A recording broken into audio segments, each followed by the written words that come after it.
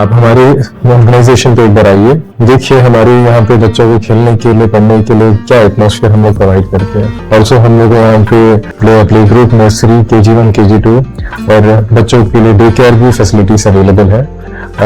शाम के वक्त बच्चों को ट्यूशंस का भी हम लोग प्रोविजंस करते हैं। तो हमें एक ऐसा स्कूल चाहिए था जहाँ पे बच्चे को डिसिप्लिन से ज़्यादा प्यार मिले, बहुत केयरिंग है और अपने बच्चों की तरह केयर करते हैं। बहुत अच्छा स्कूल है, पर्सनल अटेंशन देते हैं हर एक बच्चे को, बहुत सारा एक्टिविटीज भी सिखाते हैं, योगा भी सिखाते हैं। हम अपने बच्चों के लिए एक अच्छा प्ले ग्रुप ढूंढ रहे थे, तो हम इस स्कूल में आए। यहाँ पे बहुत अच्छा लगा, मतलब यहाँ स्पेस बहुत अच्छा है। Staffs are very friendly and kind, and she's been able to communicate whatever is happening in the school to us. तो जब यहाँ आया हुआ था सिर्फ तमिल बात कर रहा था, लेकिन अभी हिंदी, इंग्लिश वगैरह सब कुछ बात कर रहा है। बस क्लीनलीनेस सब कुछ बढ़िया है यहाँ पे। डैंड्रफ बार बार वापस आ रहा है और शैम्पू बदल बदल के थक गए हो? Well then this reel is for you. Problem आपके शैम्पू में नहीं, प्रॉब्लम गलत चॉइस में है। अगर आपका स्कैल्प कुछ ऐसा दिखता है जिसमें स्मॉल वाइट पाउडरी डैंड्रफ है, इसका मतलब है आपका स्कैल्प ड्राई है। ट्रीटमेंट सिंपल है, आपको जरूरत है जेंटल शैम्पूज की, mild nourishing conditioner and limited oiling. ये सबसे कॉमन डैंड्रफ है। इसका रीजन फंगल इन्फेक्शन होता है। इसमें आपको कुछ इस टाइप के येलोइश फ्लेक्स मिलते हैं along with oily scalp and itching. इसके लिए आप कुछ ऐसे एंटी डैंड्रफ शैम्पूज यूज कर सकते हो, but with no oiling at all. वही अगर आपको सिवियर थिक फ्लेक्स है along with redness and itching, then ये सिर्फ डैंड्रफ नहीं, सोरियासिस जैसी सिवियर कंडीशन हो सकती है। इसके लिए आप ये शैम्पूज यूज कर सकते हैं, बट याद रखिए सिर्फ शैम्पू से काम नहीं चलेगा, आपको जरूरत है डर्मेटोलॉजिस्ट कंसल्टेशन की। जय हिंद, मैं नैना न्यूज अनुमान 24/7 में आप सभी का स्वागत करती हूँ। द्वीपों से जुड़े कुछ मुख्य समाचार। सबसे पहले हेडलाइंस। श्री विजयपुरम में डिस्ट्रिक्ट एडमिनिस्ट्रेशन का बड़ा एविक्शन ड्राइव, अतिक्रमित जमीन कराई गई खाली। सांसद का न्यू दिल्ली दौरा, बीजेपी नेशनल प्रेसिडेंट से मुलाकात।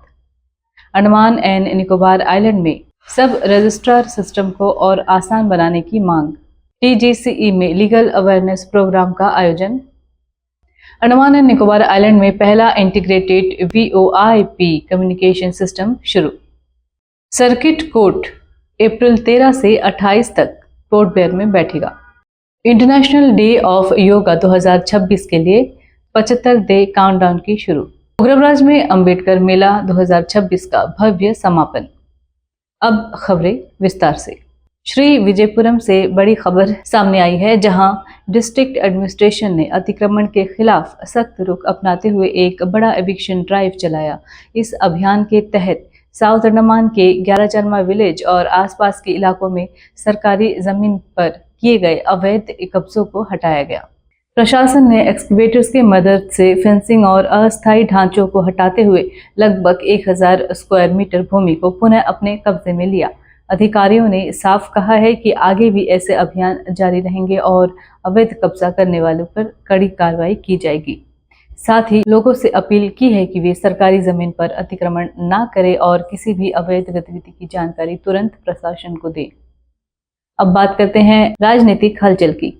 अंडमान निकोबार के सांसद श्री विष्णुपद राय जी ने हाल ही में न्यू दिल्ली में बीजेपी के नेशनल प्रेसिडेंट से मुलाकात की। इस दौरान उन्होंने द्वीप समूह के विकास से जुड़े कई अहम मुद्दों को उठाया। सांसद ने सेंट्रल यूनिवर्सिटी की स्थापना, इंफ्रास्ट्रक्चर डेवलपमेंट और अन्य जरूरी योजनाओं को जल्द लागू करने की मांग रखी है। इस मुलाकात को अंडमान निकोबार के विकास के लिहाज से काफी अहम माना जा रहा है, क्योंकि इससे केंद्रीय स्तर पर द्वीपों की समस्याओं को मजबूती से रखा गया है। और एक महत्वपूर्ण प्रशासनिक खबर, सब रजिस्ट्रार सिस्टम को लेकर भी बड़ा मुद्दा उठाया गया है।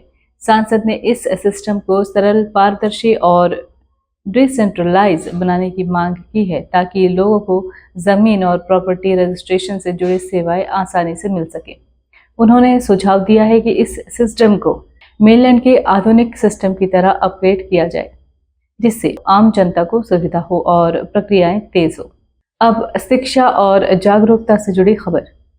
TGCE में लीगल अवेयरनेस प्रोग्राम का आयोजन किया गया, जिसमें अंडमान एवं Nicobar state legal service authority और डिस्ट्रिक्ट लीगल सर्विसेज अथॉरिटी ने मिलकर लोगों को उनके अधिकारों और कानूनी प्रक्रियाओं के बारे में जागरूक किया।